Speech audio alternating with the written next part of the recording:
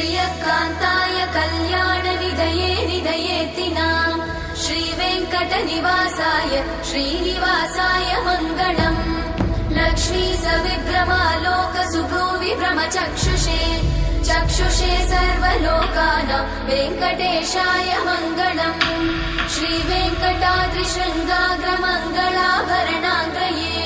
मङ्गलानां निवासाय श्रीनिवासाय मङ्गलम् सर्वावयव सौन्दर्य सम्पदा सर्वचेतसां सदा सम्मोहनायास्तु वेङ्कटेशाय मङ्गलम् नित्याय निरवध्याय सत्यानन्दचिदात्मने सर्वान्तरात्मने श्रीमद् वेङ्कटेशाय मङ्गलम् स्वतः सर्वविदे सर्वशक्तये सर्वशेषिने